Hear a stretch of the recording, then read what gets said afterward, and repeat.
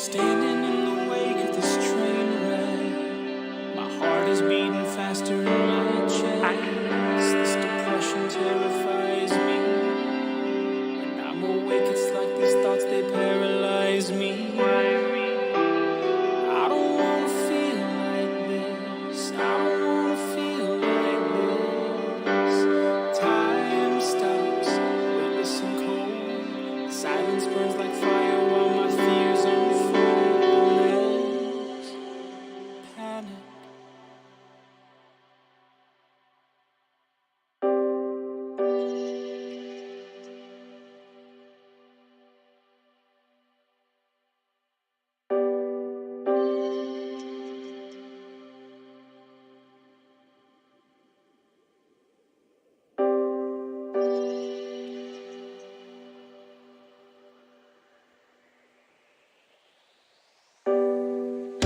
Tooth to my cheek, too hard to speak without you. Lungs drained of air, life feels unfair without you. Come back to me, don't leave me to dream about you, dream about you, dream about you. How can I breathe without you?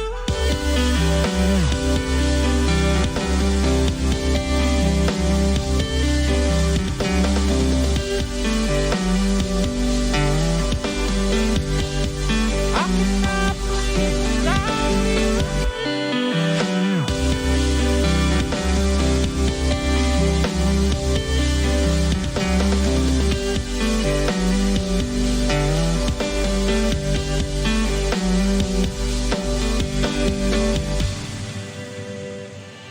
Without you. What is left to say when the sky falls? I'm staring at your ghost in the stars. There's not a day that I don't miss you. The feeling swelling overflow, it's like I see you, hear you. I don't wanna feel like this. Why do I still feel like this? Heart ripped out of my brain. I sit here talking to myself. I think I'm going insane. Tooth to my cheek, too hard to speak without you. Lungs drained of air, life feels unfair without you. Come back to me, don't leave me to dream about you, dream about you, dream about you. How can I breathe without you?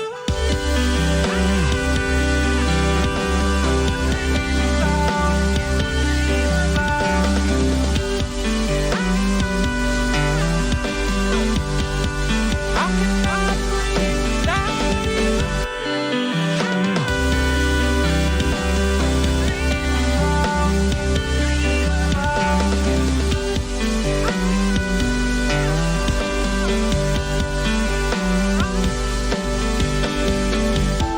The only way to fix this, the only way to fix this pain inside, the only way to fix this is a deep breath in as you say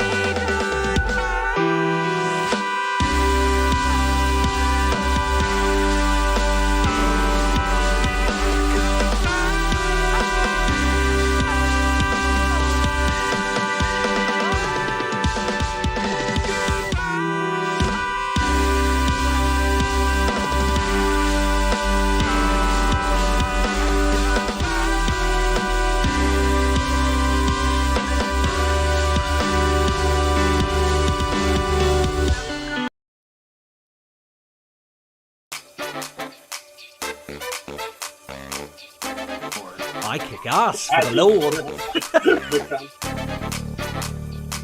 What about me? I never loved him the way that I love you. Just drops the mic. Bit me with his butt. Can't see it from here. What about the panty? What about the panty? What's up, Butters?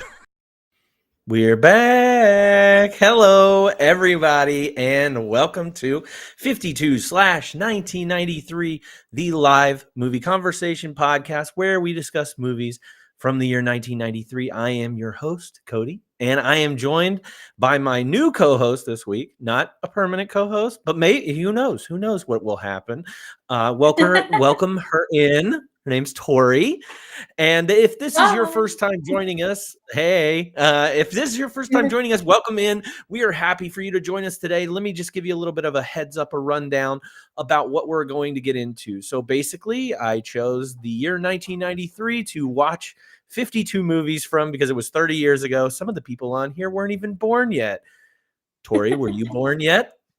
I was born Okay. just in August. In August, yeah. Leo, fellow Leo. Heyo. Heyo, that's right.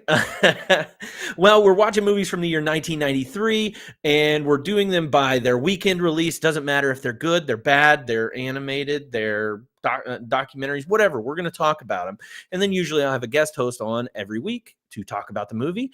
And then if they're new, I will interview them about their interests in movies, get to know them a little bit better, and see if they have any recommendations for the audience or even me. Sometimes there's things that I have not seen yet. So, Tori, welcome. Thank you very much. I'm happy to be here. We're happy to have you. How are you doing today? It's Monday. Not a Monday morning. It's Monday. How was work today? It was work. You know what? I can't complain. I have a fun job, so I had a good day. Well, that's always important. Yeah. Did you enjoy your Monday as much as you enjoyed watching We're Back, a Dinosaur Story? Man, there's a question. Rewatching We're Back was a trip. I remember being absolutely obsessed with this movie when I was a kid, like begging to rewatch it because only one friend had this movie, and every time I went over to her house, I was like, Paige, can we watch this movie? And she was like, no, I'm done with this movie. I don't want to watch it. So rewatching as an adult was interesting. Yeah, this is what I've learned this year is that watching some of these children's movies that we watched when we were younger as an adult is not as good as it was back then. No, not even a little bit. The nostalgia only hits so hard. Who's your guest with you? This is Jinx. He's very needy. I could tell. I saw them earlier. Yeah.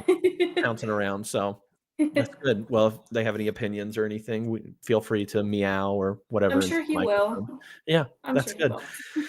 All right, so let's go ahead and get into this because I'm sure we'll have some things to talk about. Maybe not a ton. It's only a 70-minute movie, so a lot shorter than I remember.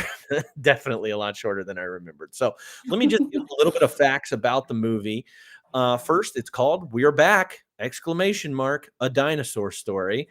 It came out the same day as Mrs. Doubtfire, so we're still sitting on that November 24th, 1993, around Thanksgiving of that year. It was directed by 4 different people, Dick and Ralph Zondag, Phil Nibelenk, and Simon Wells. It was written by John Patrick Shanley, based on a children's book that I never read by the same name. The author of that was Hudson Talbot. And we've got a few recognizable cast members here. John Goodman playing Rex, who's our storyteller. Renee Levant playing Woog. Felicity Kendall is Elsa. Charles Fleischer, more famous for doing Roger Rabbit, is Dweeb. Famous newscaster Walter Cronkite as Captain New Eyes. Jay Leno as Vorb. Famous Julia Child as Dr. Juliet Bleeb. Kenneth Mars as Professor Screw Eyes. Martin Short makes a brief appearance here as Stubbs the Clown. Yeardley Smith, who is probably the most famous voice actor on this list, mostly for voicing Lisa Simpson. She played Cecilia Nuthatch, which is an unfortunate name. Joey Shea as Louie. Blaze Berdal as Buster the Bird, and Rhea Perlman as Buster's mother. Wow. The names alone. A lot of weird names in here. Julia Child really surprised me. Yeah, Yeah.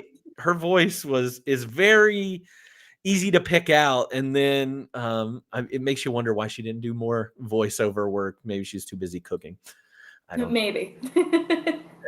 The synopsis for this movie is four fun-loving dinosaurs take a trip to New York City, courtesy of Captain New Eyes. The time-traveling alien is intent on bringing some joy to the lives of the children of the Big Apple after eating a potion to boost their smarts and cuddliness.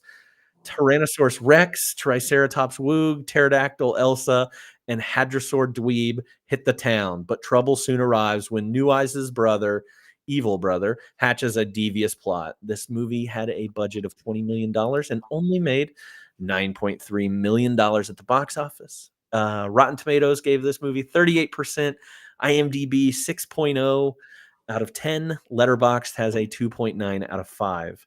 Couple reviews before we start our conversation. Roger Ebert says it's shallow and kind of dumb, and the animation is routine, and the story isn't much, and the stakes are a lot higher these days in the feature-length animation game. He gave it 1 out of 4 stars. And then positive review here is it's vividly animated, it's friendly, and it's not too long. Desson Howe of the Washington Post. So All true statements. also very true. I love especially the one where it's like it's not too long. Again, Yeah. 70 minutes. I enjoy a good 70 minutes. Yeah, and it's like, you know what? If you're really hating it, don't worry, it's almost done. It's fine. So yeah, it's great in that respect.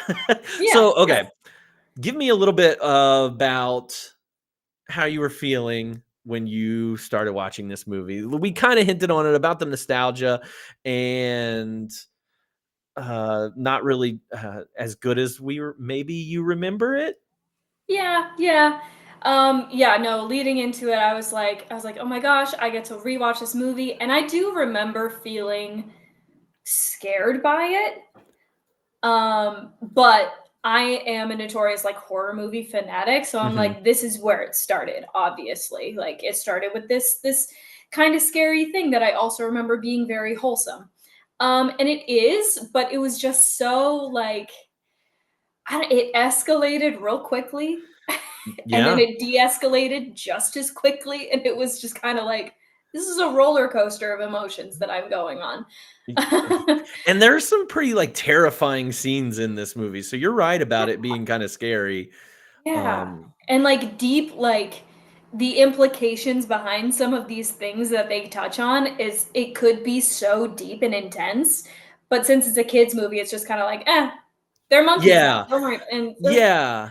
I definitely feel that. I feel like, this is based on a 20-page book, children's book. It's a 70-minute movie. I do think we could have fleshed some things out here.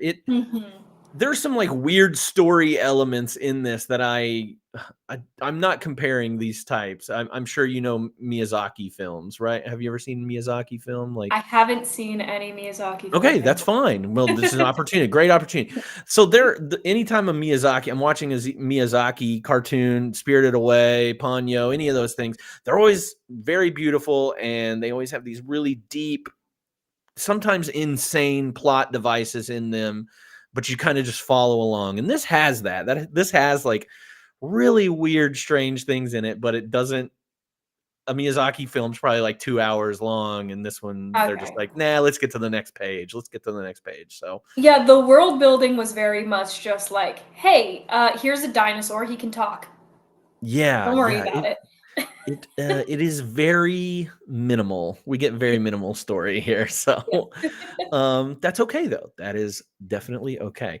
All right, so let's go ahead and break this movie down a little bit more, and I'll probably lead with you just because, just to kind of make sure. I want to give you plenty of time to talk and everything. So let's start with some of the best scenes in this movie. Again, this is a very short movie. So there's not a ton to pull from, especially when you're trying to like break it down and be like, oh, I saw something very interesting in this scene. So it's an animated film, and this one's not a very deep animated film. So what are some of the scenes that you think really stood out to you, or things that you remember anyway? Yeah, so one is definitely, and this is a scene that I like as I was watching it, I was like, "Oh my gosh, I remember this scene."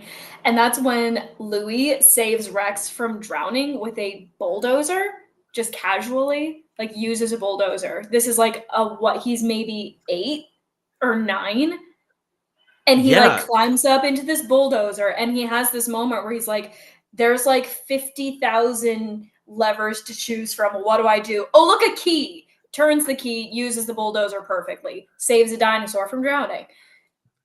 What? and doesn't and like freaks out a little bit that we've Yeah. seen a dinosaur here, but is That's less immediate. freaky than the bulldozer, though. The bulldozer is what's freaky to him in this Yeah, moment.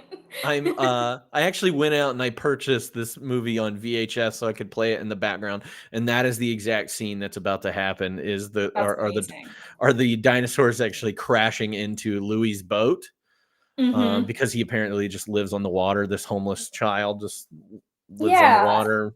They He don't has talk about that nearly enough. Like, not he's just enough, on a boat. and Yeah. they resolve it even quicker at That's the true, they end of the do. movie too. In like a montage, yeah, it's just like he's back with his family now. They weren't looking for him or not hard enough, and Mm-mm, yeah, he mm-mm. just we don't even know how long he's been gone or he's on this little Huck Finn raft in the middle of the Yeah, Hudson that's a good way River. of putting Yeah. it.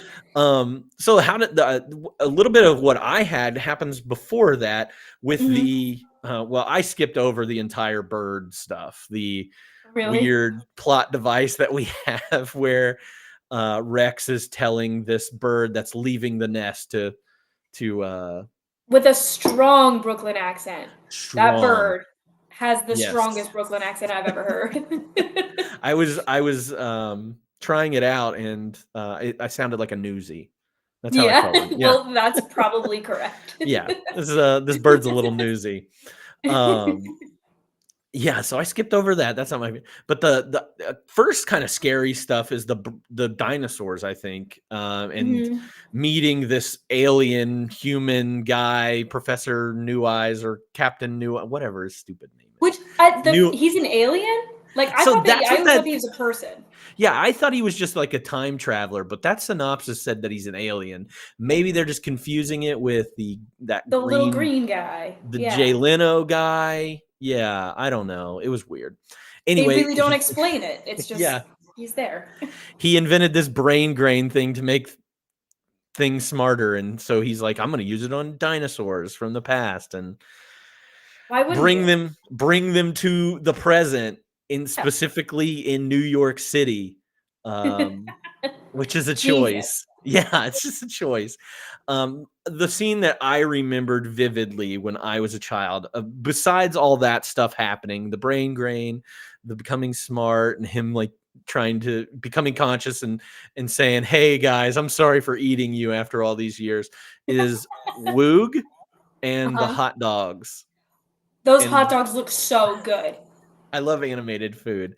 It I always know. looks so good to me. But yeah, those hot dogs, those herbivore dinosaurs eating meat. Um, Yeah. Never even thought Yeah. about that when I was a kid. But yeah, Me the neither. the hot dogs were a very important part of this movie, and I wanted to bring attention to it. They So they come up again. Like, yeah, they do. They come up again later. it's a good subplot for this movie. That The saga of hot dogs. Yes, there's a lot of that in here. So what's your next scene after after Rex gets saved? Well, funnily enough, actually, it's where the hot dogs come up again. It's that like chase montage scene. Oh It's a yes. great chase scene, and it's like it's post the parade, right? It's like Hmm. which is honestly that's a great scene too, and I do remember loving that song when I was a kid. It's kind of a bop. Um, Roll Back the Rock or whatever it is. I Yeah. don't know, but it's a bop. And then it takes all of these adults like it takes them the whole song, and then it takes Rex saying hi to a child before the adults realize, hey, these are real dinosaurs, which is wild. And then this beautiful chase scene like starts, and it does involve Rex using like a pickup truck as a skateboard, and he uses like the Brooklyn Bridge as a half pipe.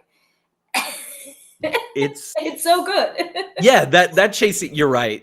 Roll Back the Rock was my next one on mine, but you're absolute that chase scene. I didn't even think about it being so iconic, but yeah, I distinctly remember him using the pickup truck as a skateboard and me just Hmm. being like, yes, this is it. Yes. Another time in my life when I wanted a skateboard and then never committed to it. You should have just gotten a pickup truck. Ah, I did, Oh, well, there you go. Done. 30 years later, but I haven't taken it out for a skateboarding adventure yet. But Give it a do you try. skate? Do you skateboard? No, I would. Oh, okay. I tried, and it ended horribly, just horribly. Yes. But yeah, I love that whole scene. Mhm. We get to see, I guess, Rex do his thing. We get to see Woog thwart a robbery at some point. Yeah, that's right. Yeah, and I again like that's just another thing like that would never come up in a kids movie today. There's this masked robber pointing a gun at a poor lady, and like no context. Don't worry about Nope. it. It's New York City. It's Nope. just what happens. Yeah, and not only does the robber get thwarted, but Woog also steals all of the hot dogs from this grocery store and then gives them on accident a to a hot dog vendor in New Yeah, York. So lucky that guy, I guess. He doesn't have to exactly. He's buy just any of like these hot dogs. blessed by this random dinosaur. Great. Exactly. Exactly. What other scenes do you have? Well, to me, honestly, the most iconic scene is the death of Professor Screw Eyes. Okay. I I remember like that freaked me out so much when I was a kid. And yeah. rewatching it now, it was just like first of all, so sad. So sad. And maybe we're getting ahead of ourselves because that's like right at the end of the movie. Mhm.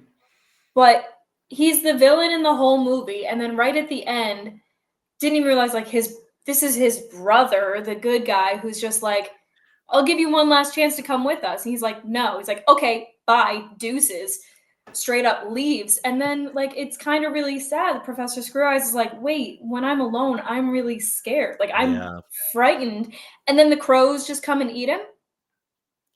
That is the scariest scene in this entire movie, in my opinion. It's terrifying. Like And like, yeah, that's the scene that I always remember from when I was a kid. that image is of him just like crucified by Yeah. all these crows is Yeah. something that a 5-year-old child probably doesn't need to see, but lived in my nightmares for at least 6 A months. few years. Yeah. Yeah. Yeah. Still in your nightmares. Yes, still in my nightmares. I can't sleep because of it, but That's fair. yeah. One thing I wanted to also bring up is Louis meeting Cecilia. I think this is kind of a crazy, like, not only first, before we get to Cecilia, you get a very, I think probably the best part of the animation in this is when the pterodactyl Elsa flies Louis through all of New York, and you get some like really Mhm. cool shots of that. That's a cool scene. But anyway, That is. he meets this child who has a weirdly mature adult voice. She's all alone. Her parents have left her, but she's not choosing to be homeless. And She also lives in this penthouse, which when they pan around to her penthouse, and I work in the art world, some of the art on those walls is real art. Like I was looking at them now with like some of my professional knowledge, and I'm like, I know the artist of that work. And it makes me wonder, I'm like, so many big names worked on this. I'm like, did they just go into these people's houses and they were like, yeah, that's Cy Twombly, like that put that in the movie. did It's you wild. were you thinking about how much money or these people must have in order to own paintings like this that are priceless? Not to mention like just living in a penthouse in New Yeah, York that's true. City. But yeah, no, I was like looking at it, I'm like, I could probably name like 3 or 4 artists that are represented very clearly on these walls. That was kind of wild to me. But you're very much right. Yes, like Cecilia is an interesting character also. Yeah, and also this is weird and probably shouldn't say it on a stream out there. Probably the most horned up child I've ever seen in my entire life. Yes. Oh my god, I'm so glad that you said that. It's crazy, and Louis has every right to be like, "Leave me He's alone." weirded out. Yeah, he Yeah. is. He's like, lady. She's down bad for Louis. Like the first homeless child that walks into her room, and she's like, "Yep, that's him." Listen, first of all, Aladdin vibes. Second of all, I felt it like when I was a kid, I definitely had the hots for Louis too, I'm not gonna lie. And I think like I remember like I was thinking that as it was going through this movie. And then he meets Cecilia, and one of the favorite quotes that I have is him meeting Cecilia for the first time. He says, "Hey babe." And I was like, that's why I have That's a crush why he on this did it. character. He's got that right there. riz. He's got it. It was, hey babe. And you know what? So in Cecilia's defense, he opened that door. He did, but I mean, okay, there are some lines in here where he is, I don't know if it's maybe it's negging a little bit, but he's like, "Why are you crying? Did your parents beat you or something?" Which is that line. wild. That one was wild. It's like, you can't say that so casually, Louis. It's like, Yeah, but why I are you think crying? that They it was. beat you? Yeah, you're yeah, and he says, "Come on, big eyes," at one point, like. That got me too. That got me too. No wonder Like if Cecilia's all some horned up guy for him. came up to me and said, "Hey, big guys," I'm like, "It's over and done. We're married now." You Bye. guys, it's definitely something of a weird vibe that's going on, and you see it throughout the rest of the movie. There's like, I don't even, are they in the? Is this when they're in the parade and like she gets in Louis' coat? Oh, is that She I don't remember if that's during the parade They're scene, like but riding on something, and she gets inside Louis' coat with him, and I'm like, chill, lady. you need to breathe. You need to take a second. Yeah, she is constantly coming It's after true. him. Okay, And yeah.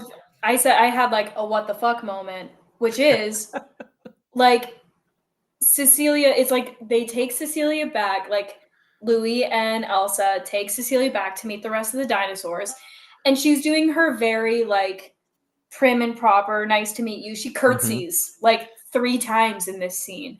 Um, and then Rex like pulls Louis aside and like does that little growl, like that little like go get him Yeah. tiger. I'm like, these are 8-year-olds. And these dinosaurs have been conscious for less A than day? less Not than a even, yeah. day. Like Less than they a have day. But it's like I know, like even with less than a day of consciousness, they still know that Cecilia is down bad. Yeah, she is definitely down bad. Okay, I've kind of been ignoring chat a little bit, mostly because my chat is not working on my side for some reason, Oh, so I have to have it a bit. Could there be a copyright? So chat asked, could there be a copyright issue with the art on the walls?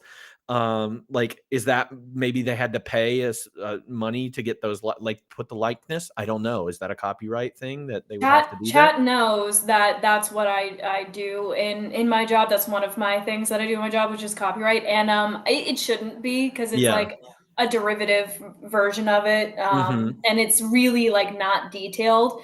It was detailed enough, and I worked with this very specific piece that was actually just at auction at Sotheby's. So it's like I recognized it because it's been in my mind lately. But nah, it shouldn't be a copyright Okay, issue. okay. Well, I had no idea. That's good Yeah. knowledge. And then they also said Cecilia has a goal and she's determined to achieve it. Is Yeah. that goal is to get laid before 16? Before Like 10. before Oh, that's 10, not okay really? to say. Yeah. That's not okay to say. But I didn't animate the movie. It's not my story. I want to know if this is in the book or not. In those 20 pages, is there Oh. this Edward Bella, Oh my love story in the god. middle here?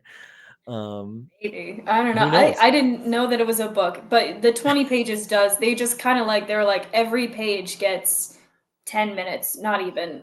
Yeah, oh man, there's got to be a lot in the book that we're I just hope so. missing out on. The only other scene I think I had was just kind of the introduction to the circus. I really vividly remember the like how scary the circus appeared, why it was in why it's in Central Park, I don't know, and like the fact that these like weird punk people are the people that are only going to this. I mean, I guess I can Yeah. appreciate. It's kind of like us, They you know. made they made Central Park look really, really scary. Yeah, It's and not that scary. especially it made it seem like it was taking place like it was daytime. It was the parade, Mhm. and then immediately nighttime once you get to Central Park. Yeah, and it's like well, you know what? Maybe I don't know. Maybe New York in the '90s was just super dark and dingy and creepy. I don't know, but it was very stark. It was like Central Mhm. Park is a scary place. It's like Yeah, so why? you want these children, these kids want to go to the Natural History Museum on vacation with their parents, but they're like, hell no, I'm not going to Central Park at all. I saw it in the movie once; it's terrifying, and Yeah, I feel like other movies that like Elf does this too. Like they make Central Park so scary.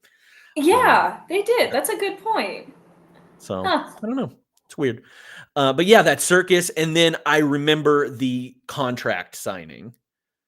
uh, Yeah. where they sign with blood. These again, They children. sign a blank contract. Like there is room for text, but it is blank. Sign with blood. And then Cecilia, like once again, being such a ride or die, like Louis signs because he's kind of hypnotized, and then Mhm. Cecilia pulls out a hairpin and decides to sign without being hypnotized. I'm like, girl, get your priorities in order because that's crazy. Yeah, Why? she's down bad. She's with Louis through It's thick the and first thin. man she's ever met, It's so true. point blank. Has never met another man her age, and she's just like, oh, okay, so this is love. Gotcha. That's love. Other than that, those are kind of I think we hit on all the scenes that are in this Not only did movie, we hit on all the honestly. scenes, I think that's the entire movie. That is the entire movie. You're absolutely right. Who's your favorite character in this? Oh, that's so hard. And it's It okay if might it's Cecilia. Cecilia has, in my opinion, Cecilia has the biggest personality. Like, I think that everybody else is like very tropey. Mhm. And kind of, I mean, it's 70 minutes. What are you gonna in there? It's a Yeah, kids show, you know? If it wasn't Cecilia, it would be Louis because he yeah. also has kind of a big personality. I think my personal favorite, who probably has the least amount of lines in this movie, is Woog. Uh, Woo. the He just Triceratops. wants to eat hot dogs, man. Exactly. That is a man with goals and achieves them. He does achieve them. That's true. Cecilia didn't achieve her goals, and probably good. It's good that she didn't. It's Hot yeah, the dogs, ending. though. Yeah, hot dogs is a good goal, a safe goal, Yes. not one that doesn't involve children being in weird romantic relationships. Yeah. No, I do feel like the animators were probably just like, we need a romantic subplot. What can we do? Children, sure. Go. it's and I think I've seen this in other. I feel like I've seen this same thing in other either animated movies or live action children's movies. Like, why do they always have to put some love, like a love story in the middle of this? I don't know. It gets a little cringy at times, as the kids would Very, say. yeah. So Yeah. I don't know. No, I was a big fan of not T-Rexes. T-Rexes were awesome, but I was a big Triceratops fan, so I loved the Triceratops.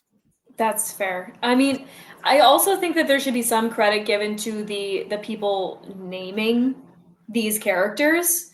Is like Dweeb, Woog, Professor. What was it? What was the museum curator's name? So her Eve, name is Bleeb, Dr. Bleeb. Juliet Bleeb. It's just they sat around smoking pot and they were like, somebody make a noise. That's And the name of the character. I do have a question about the names of Captain New Eyes and Professor Screw Eyes. Were they named that before, or because Professor New Eyes, New Eyes, whatever his name is, Screw Eyes is named that was he named that after he lost his eye that That's a drove great him mad and then replaced it with a screw because he wasn't Screw Eyes at that point, like he didn't have a screw eye. I don't. It's like kind of asking if like Scar from The Lion King was named Scar before he got his scar. That's a great point. Was his name Scar? Nobody knows. Nobody knows. I need to ask the writer. It's a mystery. I have to ask the writer. Yeah. I will. Excuse me, sir. I will definitely be reaching out to them at the end of this. Chat wants to know, why is there a circus the night of Thanksgiving? It's a great point. I don't think it was the night though. That was the Thanksgiving Day parade. Like that was the Macy's Thanksgiving Day parade. And then it was just like, okay, it's time for the movie to be scary now, so now it's nighttime. Yeah, that's right. That was the vibe. Again, that I got. a circus during this time anyway. And Thanksgiving night, like, that's a choice. At least do it the Wednesday before Thanksgiving. This is the #1 drinking night of the year, I'm pretty sure. I think it makes more sense to have a circus on that night. Especially like that creepy of a circus. And as I was watching that scene with the whole circus and everything, I was like really struck by the fact that I would attend this. I was just thinking that whenever we were talking about the circus, I was like, especially when you see the people leaving the circus that they meet, and they're like weird looking and like they have like mohawks, they're like punks or whatever. I was like, yeah, we would all like people that love scary movies or horror movies. Those are the kind of people that are going to this circus. We'd all be there. You know what? I would have heard the word demon parade, like the words demon parade, and I'd be like, I'm there. Like I've already bought my ticket. I hope you're coming with me. I want to know what the drink situation is like. Or can I take something before I go to this thing and have the best time ever? Of course you can. Well, you could, because you could take those pills that Professor Screw Eyes had and then turn into a monkey. It's a good point. And I would probably enjoy it. I do remember. Yeah, and like that scene definitely scared me as a kid. Just the whole concept of like losing your mind and forfeiting your own willpower without realizing that seemed like such a potential reality that I was terrified of that ever happening to me. I was like, someday somebody's gonna steal my willpower. It's basically the children's version of neurological disease. Ooh, to put that in there. It's like the ALS or Parkinson's or any of those things. So wow. You just made that movie so much deeper than it ever That's was. what this is. This is a commentary on disease, neurological disease, and how we cope with that, with these monsters and fears and all this stuff. So all right. Oh my gosh. Oh yeah, and then please. What were you gonna say? I was saying like the two competing radios, like the fact that these brothers created like a wish radio that has the most wholesome things you have ever heard before. These cute little kids. I wish I had a Thanksgiving hat. What is that, first of all? Judging a child's wish. And then the other one is like a fear radio. That's on that I have that a little bit later and something I want to talk about. But yeah, the wish radio I'm just gonna say that's my like most ridiculous like what the fuck are we talking about here with this wish radio and these fear radios and everything? I get it, I understand it, but like 90% of the children were wishing for dinosaurs or to see real dinosaurs, and that's certainly not what I was wishing for when I was a child. I have a theory about that. Okay. I have a theory about that. Since this was produced by Steven Spielberg and it came out the same year as Jurassic Park, I think this was just one giant marketing ploy to get kids to want to see Jurassic Park. That actually makes a lot of sense. Does it make sense that this... Like, I know it came out after, but... But the video release is probably about to happen for Jurassic Park because that came out in the summer. The VHS is probably getting ready to come out. So you might have a good point. This came out right before Thanksgiving, so I was just like, hey kids, don't you want a dinosaur movie for Christmas? And there's so much Jurassic Park stuff in this movie too. Like you even see Yeah. Spielberg wearing, I think, a Jurassic Park shirt. And yeah, he's in Really? this movie somewhere. And then you see it on the marquee of the movie theater in there, the Jurassic Park thing logo. So Mm-hmm. yeah, you're probably really right about that. Now, I did not think about that, but yeah, that makes a lot more sense. So they're probably like, I don't even care if this movie does bad. If we can get children to convince their parents, hey, I want Jurassic Park I want to see real dinosaurs. I want that for Christmas. Yeah, that Yeah. makes a lot of sense. Oh my gosh. And that's all this movie is seeing real dinosaurs and Jurassic. Oh, Yeah, yep. That's all it was. It was Steven Spielberg going, how do we market to the that's younger a good point. audience? You nailed it. I went with neurological disease and coping with it and the fears surrounding that. You went with the real story. I went with You went with capitalism. capitalism, which is honestly the real reason we're all here. It's because of capitalism. Yeah, probably. Damn Big it. Dino. So that was your Big Dino is marketing to Yes, us all. that's so good. That is Love good. that. Yeah, so that's my I didn't understand it. Like, and then the fear radio, I was like, is he marketing the circus to children? Because that's where obviously children have the biggest, fears, or their fears are the loudest or whatever.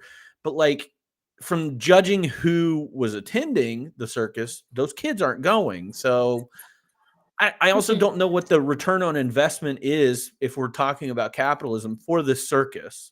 Like, what is he getting out of it besides just I don't scaring know. Like, people? that's a great question. I don't know.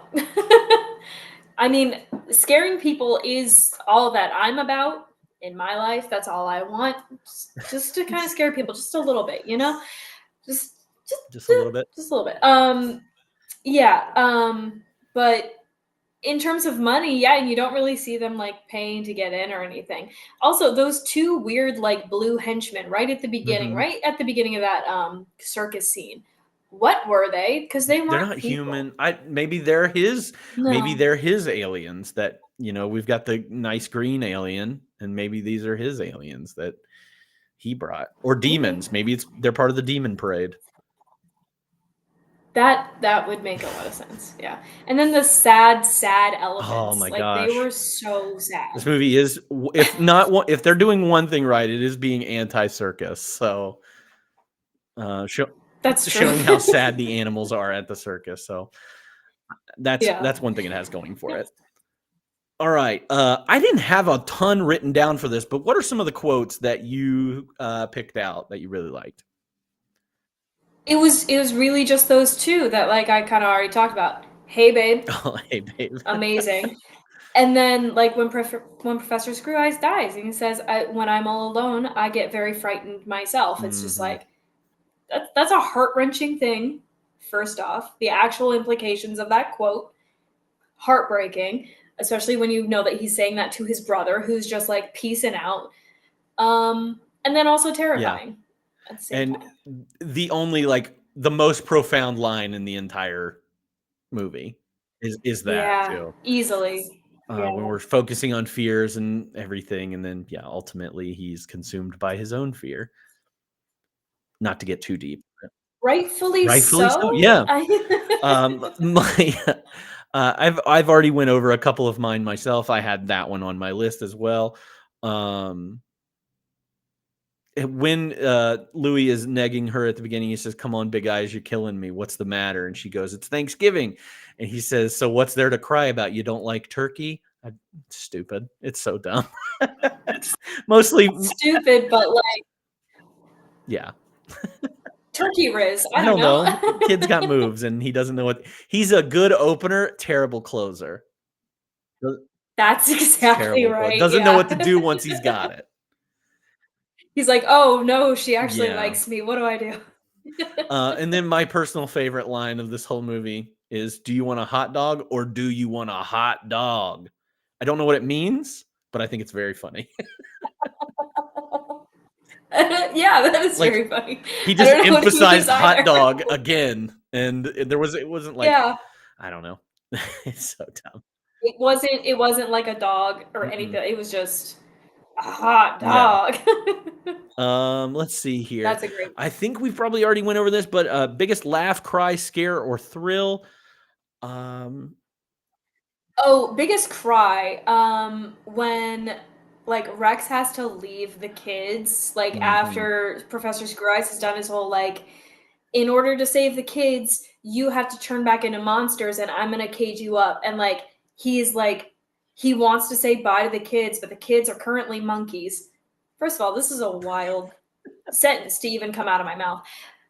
Kids are currently monkeys, so they don't even really like understand that he's leaving and they're asleep. And like he just sadly Mhm. walks away knowing that he is about to turn back into a monster who will like kill these kids on sight. That is so sad. And once again, it's like it's a very like profound scene that was not handled with like I think the appropriate amount of gravity. Yeah, I agree. And to like piggyback on that, I think the other sad scene, I guess, is when Rex has been turned back into a monster or, a T-Rex, whatever, that doesn't talk. And Louis is just like grabbing onto his leg as Rex is about to eat Professor Screw Eyes. Again, probably, defeat. Probably should Shut just let up. him eat him kind of thing. But Yeah. he's like, your name's Rex. Rex means king. Be a king. And he's like crying his eyes out. Cecilia's over in the corner wishing for things to not be bad. Okay, that took me out of that Yes, scene. The she way that ruined it. she like voiced her wish, let no bad happen. Girl, I know you are going to the most expensive school in New York City. You live in a penthouse. I know your grammar is better than that. Let no bad happen. What? Let no bad happen. And but that's the Deus Ex Machina. That's what brings Professor or Captain New Eyes Yes. back. Is her wish. So her grammar really brought her back. Yeah, he was just like, "Girl, here's some hooked on phonics. I Read got your it wish, but you should if you have wished for better grammar. Yeah, please." So he saves the day, even though Louis really saves the day. By Louis and saves then the day. okay, once His love that's brings true, Rex back. love conquers all. He has to go through this whole rigmarole with Rex in order for Rex to change back. The children just have to hug the other three, and then they're suddenly changed back. So, Maybe that's because they're herbivores and they don't have as much of a ooh, killer instinct. that's a good point. You're firing on all cylinders Maybe. right now. You're getting this movie way better than I did.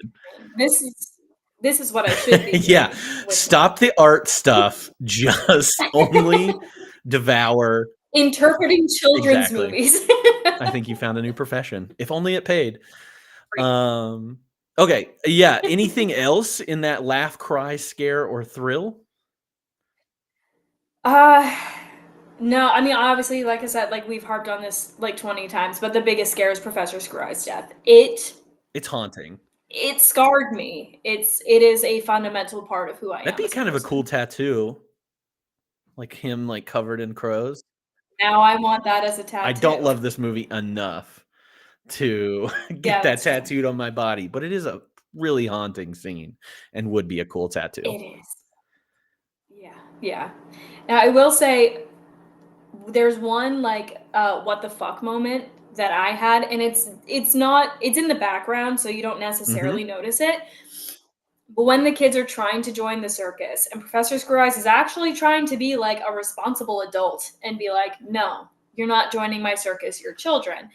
In the background behind Screw Eyes is a neon sign that says Naughty Boys Delight. I did not catch that at all. And that was my what the fuck moment. I was like, excuse me, animators. What? Animators in the 90s are always doing weird stuff, whether it's, Yeah. Yeah. mine, And I yeah, was just like, okay, so we're continuing on with this, like, this is a kid's movie, but is like, was that supposed to be a joke for the parents? naughty. Because that's still a weird joke. Naughty Boy's Delight. I don't know. Yeah. I mean, the only thing I can think of is like in Pinocchio, like the naughty, like the boys are. I don't know. It feels weird even putting naughty and boys together in a sentence. I don't like it. Yeah. No, chat just said that. Chat just said reminds me of Yeah, Pinocchio. Pleasure It's a good Island. Way to put that in quotes. You putting that in quotes in chat makes it creepier than what it should be. Leave the Leave the quotes quotes out of out it. of it. It's Pleasure just Island is Pleasure bad Island. enough as it is. Yeah. Yeah, it is. Okay. Yeah. Yeah. I did not notice that. But Naughty Boy's Delight. It's the name of my next album.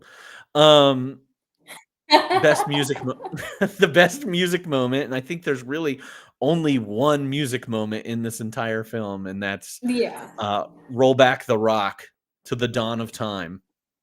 Just a great song. Like if It is a that's on great song. Spotify, I might try and find that because it's I and it's John particularly, Goodman.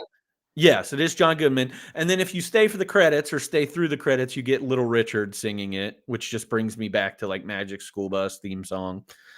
I did not stay through the credits, and now I want to. Yeah, so there is the Little Richard version. I think I like the John Goodman version better, just because it has that like call and response with like the kids and the in the parade. I liked that bit a little bit more.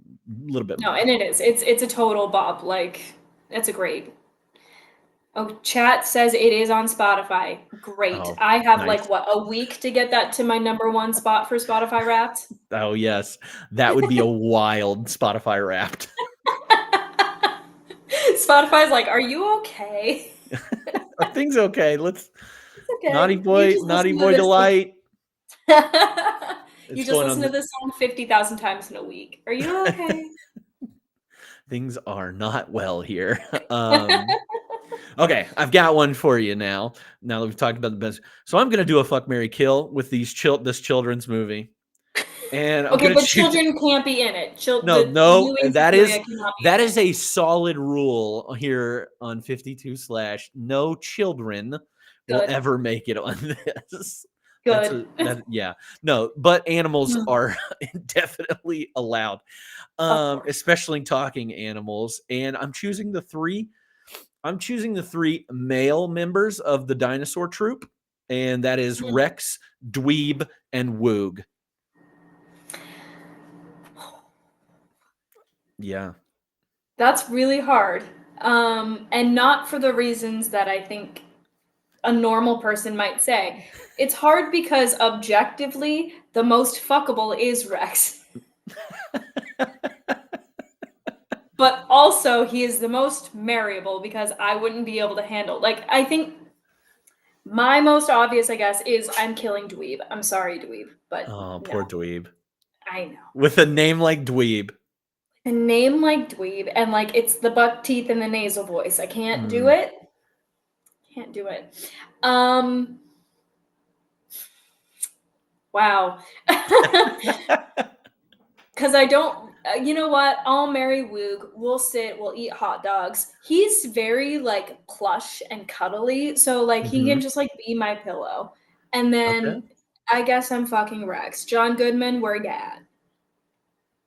I think that's a good F, marry, kill. I was thinking maybe Dweeb might be fun. You could take his virginity, and because he's definitely not getting laid any other way. Oh, Dweeb. Poor Dweeb, right? No, Dweeb. I think I like the way that you did it. With Woog being the married pillow. Yeah. I can relate. And then Rex is, Rex. And there's like a little bit of like Rex. There's like one scene where Rex and Elsa have like a moment of like flirting. Again, it's like Elsa coming on to Rex, and Rex is kind of like, I don't know what to do right now. Like this movie is just all about the strong female leads who are present in their sexuality. Yeah. Again, much deeper meaning behind this than is truly intended. It's yes. not at all. But sure. All right, who gave the best performance in this movie? Louis. Louis. Louis is the Okay. best performance to me. It's the cry scene, and also like he really gives off like that. Hey, I'm walking here, New York energy. You know? Yeah. Yeah. They love that accent, whether it's Louis or Ew. the bird or the random bluebird that kicks off this movie. Yeah. Who's being bullied by his brothers? You know, casual. Looking at him. Yeah, casual. I picked Julia Child mostly because I love her voice. That's a good point. And and she's so like scatterbrained and just like everywhere. and never doesn't see the dinosaurs that she's putting posters on. She doesn't see them ride past her. Yeah, I love her. She thinks the construction equipment is them at one point until Oh, like the yes. fog lifts and she's like, oh, wait, that's not. Welcome, dinosaurs. Yeah, she's so weird. You do a really good Julia Child. Thank you. I've been working on it. Okay, so 93 recast or a 2023 recast. You didn't have to do either of them. If you did, great. You have anything or anybody that you would be like, yeah, I think they'd be really good in this movie? I have I have a shit post recast, which is just Meryl Streep in every role. But I honestly couldn't name somebody for any of these. I don't know. I couldn't think of anybody. That's Could okay. you? Yeah, I have a sickness though. Okay, and I great. this is like we're getting to the questions now that I'm like, yes, I love this part of it. I think I just went with typical people. I cast Seth Rogen as Rex. Oh yeah, that's a good one. Julia Louis-Dreyfus as Elsa. She seemed kind of Elsa-y. Mhm. Fred Armisen as Dweeb. Ooh, I like that. Yeah. I went with Titus Burgess as Woog. Get a little bit away from Woog's normal. Like, let's take Woog in a different direction. Maybe. Yeah, not as food focused, maybe. Yeah. Yeah. And then Mark Hamill as Professor Screw Eyes, mostly because he does a really good evil person voice. If you know, he's voiced like the Joker and all the Batman animated stuff. He's pretty good. Oh, okay. I like that. And then for my next three, I went with kind of their counterparts from what happened in 93. So Captain New Eyes is, it was Walter Cronkite originally. So a famous newscaster. I was trying to think of a famous newscaster that you could do today. And I was like, oh, let's just throw Lester Holt in there or like somebody like that. I see my Anderson mind Cooper like or something. Cooper. Yeah, Anderson Cooper would be Captain New Eyes. Let's go with that. For Dr. Bleeb, I couldn't think of anybody like Julia Child-esque. Because I was like going through like the Barefoot Contessa or those Who people. was in the CIA, by the way? Let's not discount the Barefoot Contessa. Let's not Ina Garten. I was like, nah, but her voice isn't that great. So I chose Prue Leith from the Great British Bake Off. Ooh. Yeah, thought that would be good. Okay. And then to replace Jay Leno, I didn't replace with Jimmy Fallon. I went with Jimmy Kimmel instead. Okay. For that green little alien monster thing. Is it Vorb or something? Vorb, yeah. Vorb. Who's in it for like he looks like the bee from the from Honey Nut Cheerios, the Honey Nut Cheerios commercials. He does. Maybe they were like same animators or something. Yeah, he's very bee-like. Definitely very bee-like. Yes, a shout out for Prue in the chat. She needs some more voice work. Aw. Okay, so did you know some fun facts? I'll start off. This movie has a body count of one death in this movie. Oh, well, yeah. Yeah. Only one, and they introduced one. 4 dinosaurs into New York City, and only one person dies. That's pretty good. Jurassic Park can't say that. So no, they can't. Did you find any fun facts as you were doing research or anything? Well, I think the biggest fun fact is the one that I fully can't substantiate, which is that the art in Cecilia's apartment looks like real art. Real art. I bet it is. Yeah, especially that one. I don't know. There's one, and it's a gray kind of like scribble mess, but then with like 2 colored lines going up like this. And I'm like, that is a Cy Twombly that we have had in the museum that I work at. So I was like, that's that. I think you should add that to IMDb and nobody would discredit you. No, they'd be like, yeah. Yep, she's right. I mean, people put the dumbest things on like that are definitely unsubstantiated and people accept them as fact. So it's the Yeah. internet. You can do anything. Couple And then things the that other I fun facts. Ooh, sorry. I was nope, going to say go the for other it. fun facts were the ones that you said about Jurassic Park. Although Yeah. I didn't know that Steven Spielberg makes a cameo, but just like Jurassic Park on the marquee, Mm-hmm. that was great. Yeah. I do enjoy a good cameo or a good some product placement, some smart product placement. And this one Yeah. we figured out is strictly to sell Jurassic Park to people. So Yeah. good on Makes them. sense. The couple that I had listed, other than the ones that we've already talked about, minus the art, because I don't know anything about art, I'm sorry, and is John Malkovich was supposed to be Professor Screw Eyes, but he left after disagreements with the director, and in interviews has brought this movie up several times, at least on 3 occasions. He will bring up We're Back and how Hollywood screwed him over this project and how awful it was. So Bitter. something really happened to John Malkovich with this movie that he did not like. It didn't even like go well. Like it wasn't No, a feather in anyone's cap. John no, Malkovich, I think. no. The kind of other side of that story is that Spielberg just felt he was too dark and frightening for that character, which was already a frightening character. He just felt that I'm Malkovich sorry. What this wanted to make it entire even movie is scarier. terrifying. This entire movie is a terrifying fever dream, but no John Malkovich. Oh dear God. It's too far, bridge too far. Walter Cronkite got to say his famous line that he ends all his newscast with, which is, "And that's the way it is." This was the first role for John Goodman, first animated role for John Goodman, who then became a very famous voice actor. You see him, in many other animated films after this. And then also, John Goodman had just gotten his wisdom teeth out when he began recording his lines for this movie. Wow. So, Yeah, you can't. I mean, I couldn't hear it, so that's cool. yeah, I couldn't either. There were some weird. He sounded weird a couple times, but I don't think it was because of a wisdom teeth thing. I think it was just the way he read the lines, and I was like, I don't really like that. I didn't really like the way he read it, but who am I? I'm just a man that doesn't do casting. So, all right. So I take it that we both probably did not like this movie as much as we thought we were going to. But if we could say one good thing or a couple good things about this movie, what would you say? It is very wholesome. The message behind it, when you actually consider the message, it's a cute movie. And I don't think that I dislike it. I think that I solidly agree with like the 50% that it has. I think it has a 50% audience score on Rotten Tomatoes, and that is exactly where I would put it.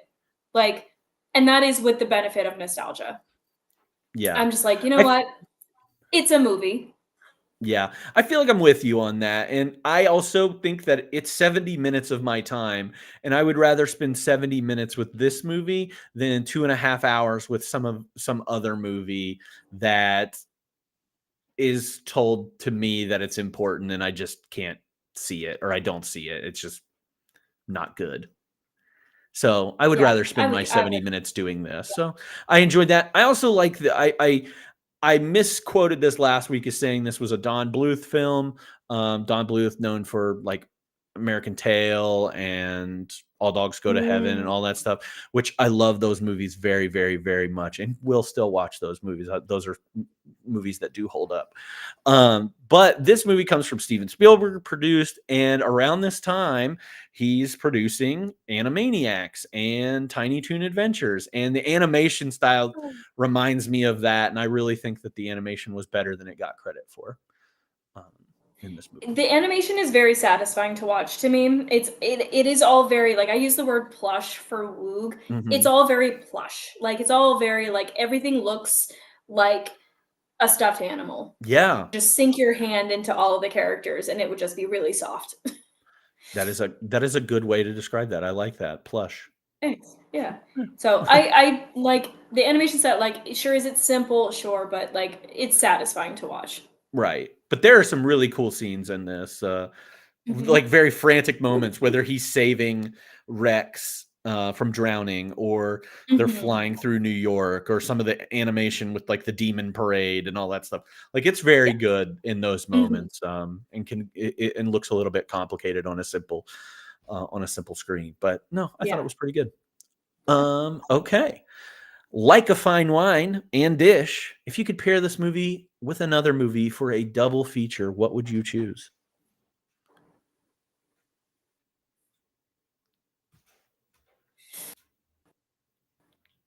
Are you still there? Did I lose you? So Okay. I think so. Hi, I'm back. I think that the natural thing to choose would be Jurassic Park, Mm-hmm. the first one. Yeah. But I was watching it. I watched it on Amazon, and the next thing to come up that was suggested to me was Fern Gully, and I would like if I had watched it kind of late at night, but I was like, if it wasn't this late at night, I would immediately watch Fern Gully after this, because Yeah.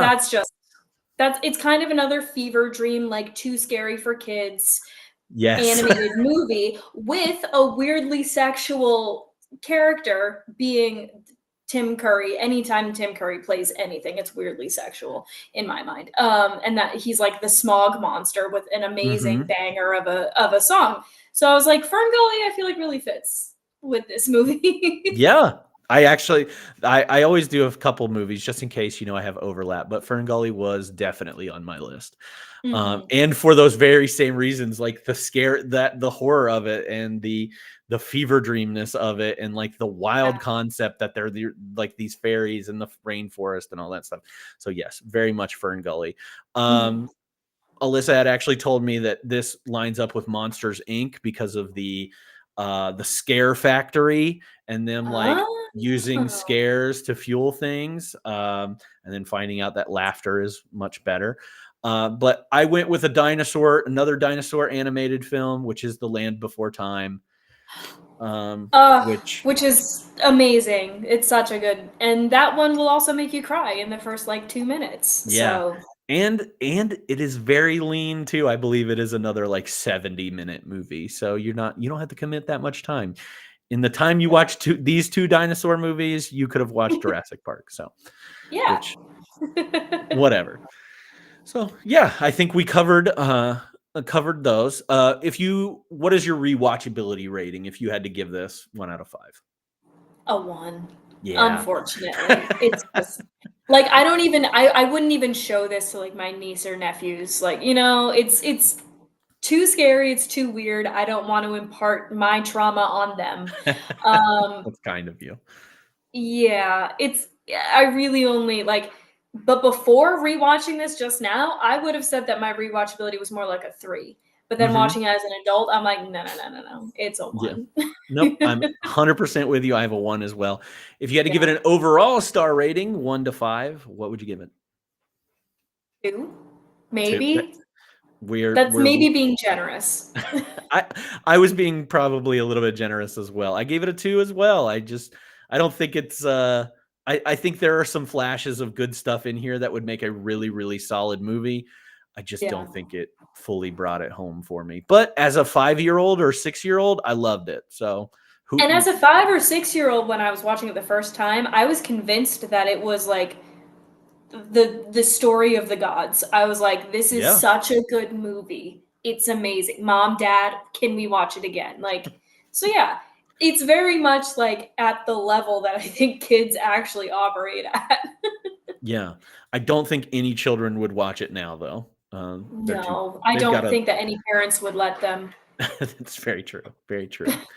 So I think that seals it up for We're Back. I didn't see too much from the chat about wanting to talk more about this. So we will move on to the interview portion where I get to ask you a little bit more about your tastes in movies and Mhm. things that you like. So we'll start out with the typical hard question that nobody can answer, because it changes probably on any given day. But what's your favorite movie? Or if you can't name one single movie, do you have a top 5? So I don't have one single movie, but I do have, yeah, a number that I keep coming back to. And the number one that I would say is my number one comfort movie and has been since it came out is The Conjuring. I love Okay. that movie. As a comfort movie? Yes, weirdly Okay. enough. I have a bad day and I have like 2 or 3 movies that I'm like, I'm having a bad day, I have to watch these. And these 3 movies are all in my top 5. It's The Conjuring most times. If it's a slightly worse day, then it's She's the Man. And if I'm having like the worst, like I need to be treated gently day, it is Rodgers and Hammerstein Cinderella with Brandy and Whitney Houston. This is insane. Yeah, I know. I'm sorry. There's way too much Rodgers and Hammerstein Cinderella love on this podcast. No, there isn't. And I know exactly because Alyssa is my best friend and we have it for the same reason, okay? We used to have in college, we used to have Cinderella therapy, which is where one or both of us had a really bad day and we would come back and just be like, I need to watch Cinderella. We're putting it on. I definitely don't hate Cinderella. It's a great movie that I remember from my childhood as well. So I just like to give a hard time because it gets brought up pretty much like every week. I know. At I least. know. But yes, anything- my number one movie recently, like, and I say recently, since it came out, which it's probably been out for like 8 years now, is The Conjuring. It's a Okay. good one. No, I love The Conjuring. I think it was last year I did a Conjuring, went through all of the Conjuring series, nice. watched them, and there's some good ones in there among the sequels. Not everything. I was gonna say spin-offs included, like Annabelle and Yeah. all that? Oh, yeah. I did all. I did The Nun. I did Annabelle. I did La Llorona. I did all of it. So, Nice. but yeah, there's some good ones in there. There's some good Annabelle movies in there if you're looking for a good Sure. scare. But no, I love The Conjuring. I think The Conjuring is amazing. Oh, that's easily the best in the entire Yeah. spin-off world. Yeah, the first. I treat The Conjuring like it's a romance too, because of the two leads. It's yes, you have your scary thing that they're trying to conquer, but the couple in it, I'm just like, oh, they're in love, and that's how I try and watch it every once in a while. That's very sweet. Like, That's it's a very love sweet. story. Yeah. Yeah. All right. Do you remember the first movie that you ever watched, or what was your very favorite movie from your childhood? You can answer I both. don't remember the very first movie that I ever watched, because I was a 90s kid and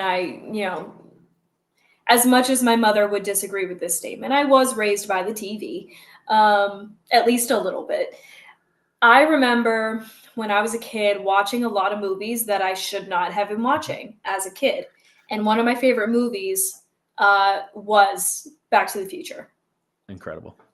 Still love it. Still love that movie, or the entire trilogy. Honestly, I feel like every movie in that trilogy is like a 10 out of 10. Like I don't see any bad in those 3 movies. So that's probably one of my big ones. Now when it was like, now if we're talking like age appropriate movies that I loved when I was a kid, The Land Before Time was definitely up there. I have some great memories of watching, like, there are like 19 of them. And I would watch them with my cousins all the time. Like all of them. We would just sit down and watch every single one for like a whole weekend. It was great. And you could probably finish them all because they're each like 60 minutes, 70 minutes long. Yeah. So. Yeah. No, those are bangers. Definite bangers. Do you have any favorite actors that you can think of? I do. Though some of my favorite actors are like kind of only TV. Like, and I'm gonna mispronounce her last name, but Kate Siegel. She is married to Mike Flanagan. She is a phenomenal actor. It's ridiculous, and I am not even mad about the fact that he puts her in all of his projects because he should. Yeah. Like she's just so good. Movie actors, I always feel like I forget about movies, if I'm totally honest. I'm a TV person. Like I watch a lot of TV. I completely get it. It just depends on what year of my life you're talking about, whether it's a TV year or a movie year or whatever it is. But I get it. Mhm. And I Yeah. love TV, and I think TV's only gotten better. I feel like personally in my mind, I feel like movies have kind of declined, and as they've Yeah. declined, TV shows have definitely gotten better. Yeah, prestige TV is definitely a thing, especially with streaming and Mhm. when you can produce 8 hours of something. Like, that's one thing that people always talk about with movies is like, oh, you have to fit an entire storyline in 2 hours, and Mhm. you try and cover all this ground. Well, I can do that in 8 hours. I can do that in 10 hours if I have a show Yeah. to do so. So I particularly love the Mike Flanagan universe and the stories that he gets to tell, and he always has wonderful actors. I love Kate Siegel. I love Mhm. um, Rahul Kahil. Oh gosh, his yeah, last name. he's incredible. He's He's beautiful. so good. And I He's first started watching him on like iZombie, and he's so yeah. funny in iZombie. And then yeah, like he's in the second season of Haunting a Hill House and House of Usher, The Fall of the House of Usher, which Mhm. I binged in a day. And Midnight Mass is my favorite out of those. So Midnight Mass is an amazing TV show. yeah, I need to rewatch it. But I just did, I actually. I need to give myself some time away from horror movies at this moment. I just did 31. So Oh, I did that um, in 2020. yeah, I do it every year, and by the end of it, I'm always like, this is exhausting because I watch a lot of really, really bad movies. I probably get like 4 good movies because I'm trying to watch things that I haven't watched before. That's So hard. yeah, my ratio is probably like 4 out of the 31 are good, and the rest are trash movies. So They're just a sequel to a sequel to a sequel. yeah, they're pretty bad. All right, so if you could have any actor play you in a movie, who would you want? That's really hard because I feel like that really depends on like, is it going to be a comedy? Is it going to be a romance? Is it going to be a horror? If it's going to be like a drama horror, I would love to have Kate Siegel play me. Yeah. We look nothing alike, but I don't care. I just want her to like have one of her iconic like scream crying moments. Mhm. That's all I want. What do you think your life is at this point? What genre of movie is your life? Is there a boring genre? I thought you were gonna say horror dramedy or something like that. No, it's you know what, and I should be really grateful for this. It's really boring. It's just a life right now, and that's fine. That's actually probably the best choice that I have.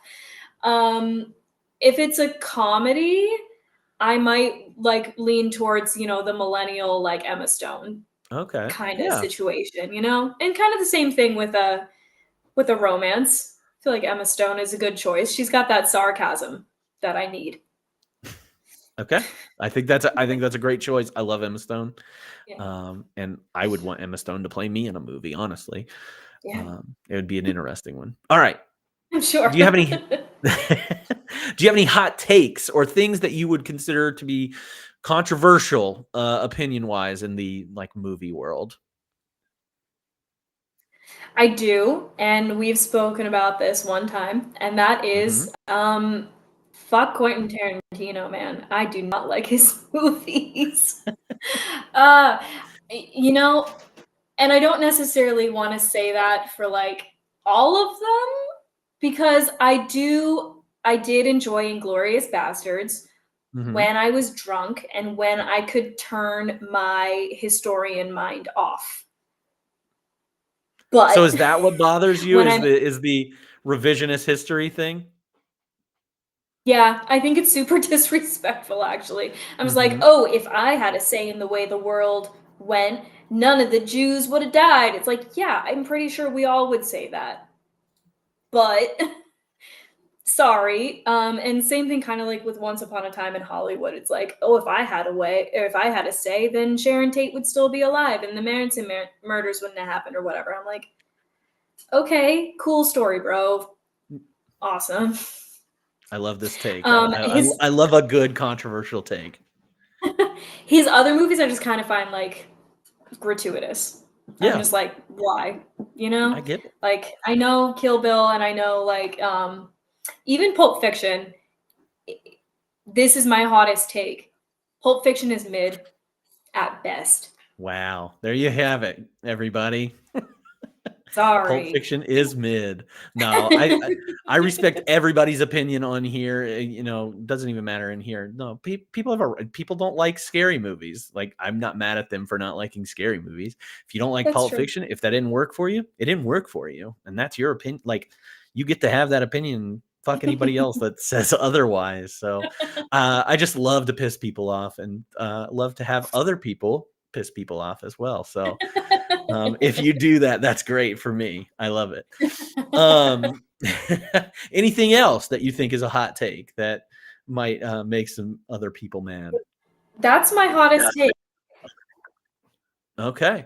That All you know what that's my hottest take, but just in general, I find romance. Oop, did I sorry, you lose you? cut out just a little bit there. What did you say?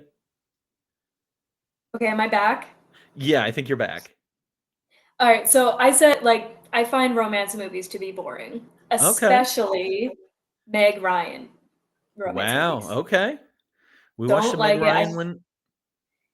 So like Sleepless in Seattle and like You Got Mail, I like they're pandering. Mm-hmm. And So that's you don't what like, like I feel pandered to. I'm like, I yeah. can't. So like a Hallmark movie would really, that's just too much, right? Yeah, I watch Hallmark movies for the like ironically, because I think that they've gotten absolutely ridiculous.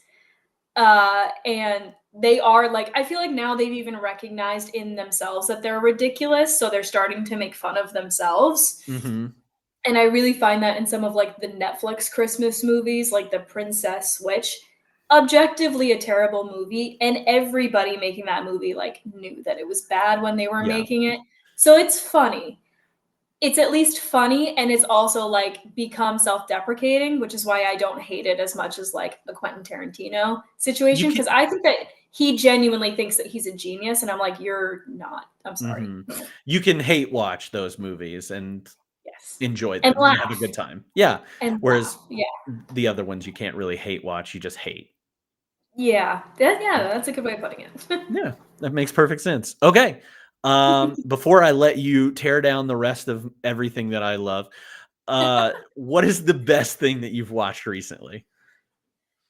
Oh, recently, and again, like, the last movie I went to see was the Barbie movie, and the hype is real, but I don't think that it necessarily is as hype as it should Mm-hmm. be. Maybe I was also drunk when I watched it, so that could be why I'm saying this. It was great, but it didn't make me cry. So the best things that I've watched recently have been TV shows, like The Mm-hmm. Fall of the House of Usher. It was I beautiful. It was so yeah, good. it's on my list. Like I said, I've been meaning to watch it. I just need to give myself. It's been almost 2 weeks since I watched a scary movie, so it's probably around time I can start to watch that. So I'll say take your time with it. I binged it, and maybe that wasn't the best idea. okay. There are some gnarly scenes in that TV show. Well, the gnarlier the better, in my opinion. Just give me everything awful with the world. Is there any movie, or are there any movies or television shows that you're looking forward to? Actually, I don't know. I don't really think so. I'm sorry. My cat is trying to kill himself and eat poisonous things. Um, Aren't we I all? can't really think of anything off the top of my head. I don't know. Oh, that's okay. And some people, I mean, if you don't know what's coming out, then you don't know what to look forward to. And I mean, sometimes it's best just to have it happen to you. So Yeah. not a big There's deal. You know what? I'm going to, because I just remembered something, and I do think that this is going to be one of those like, this is so dumb, but I do like, I need to watch this because it's gonna be dumb, and that is the Thanksgiving horror movie that's coming out. Yeah. I'm so ready for it. What even is it? I don't know. I don't care. I'm just waiting for some pilgrim demon ghost to slaughter some people. You said you saying that just made Alyssa run and hide. She couldn't sit through. She couldn't sit through the trailer. It was a pretty gruesome trailer, to be honest with you. It really is. But it feels like it's following in the slasher, like the ridiculous slasher. It's following in Krampus's footsteps. Oh yeah, that's a good comparison there. Yeah. So yeah. okay, so just to end things, is there a movie or something that you'd like to recommend to people? Maybe they haven't seen it, or something that you think that people might be missing out on. Is there a movie recommendation you can give? People need to stop discounting musicals Okay.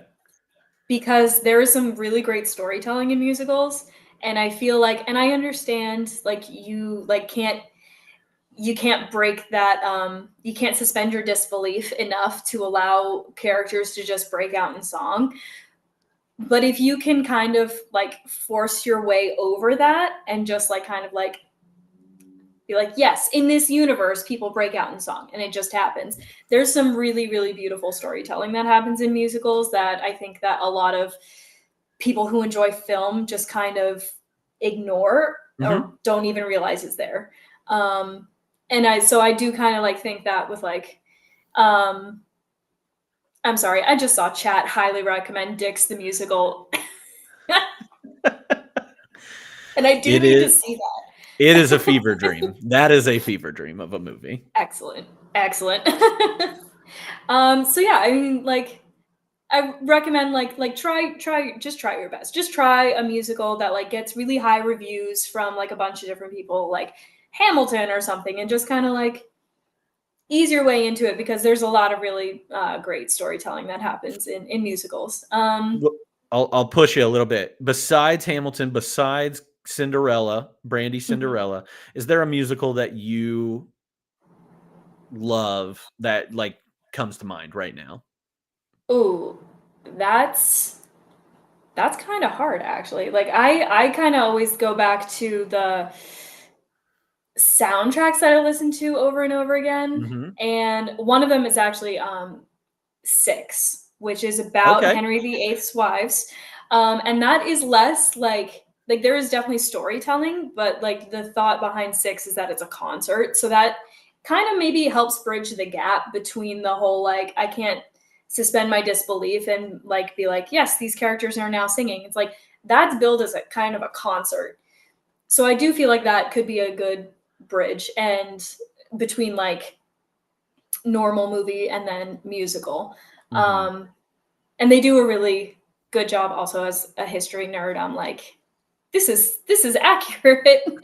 Thank you for the accuracy. Yeah. Yeah.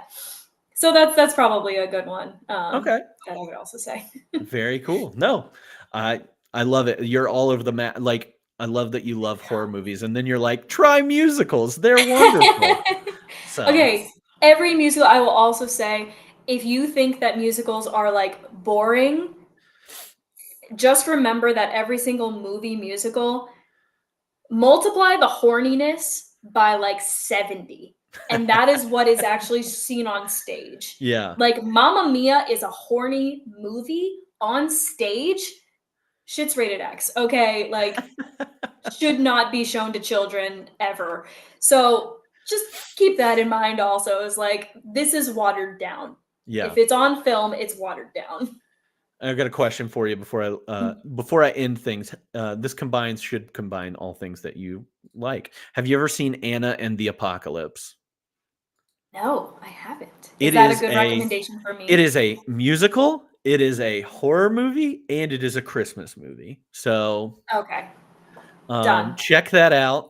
It's, maybe not something that you would show to like a date and be like, hey, let's watch this scary Christmas movie, because they'll probably hate the musical part of it. Or if you say, hey, it's a Christmas musical, they'll probably hate the horror movie part of it. But I feel like you might like it. That would be a great way to weed out dates. Be like, if you can't handle all of this, you can't handle all of this. Yeah, I love that movie a lot. I've shown it to a couple people and everybody has hated it. So I feel like if anybody's going to like it, you're probably going to like it just based on your interests, and maybe you'll like it as much as I do. So we'll see. Done. Awesome.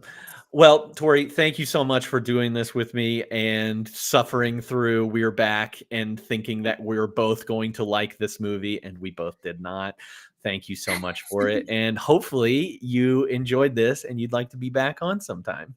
Absolutely, anytime. This was a joy. Thank you. Awesome. Thank you so much.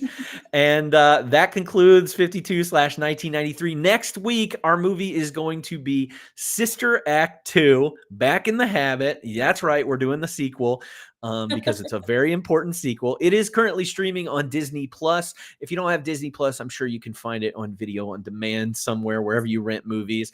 Please go check that out. It's going to be a good one next week. We'll filled with nuns and music and just wonderful stuff. And check if you've been watching or if you're listening or do whatever, head on over to my Twitch, hit that follow button. That really helps me out a lot. And if you want to follow me on any of my other social media, like Letterboxd, which is where I do all my movie reviews and things like that, it's CD Waits, CDWAITS.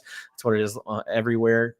So hopefully you're following me, and if you'd like to join in on Twitch, we'd love to see you there. We'd love to read your comments and chat while we're going through these 52 movies. And we're almost done with the year, and I think we've got like 7 or 8 movies left, so be here for the end of this, and we'll do awards at the end of the year. It's going to be great. But thank you all so much for being here. Thank you, Tori. We'll see you next week on 52/1993.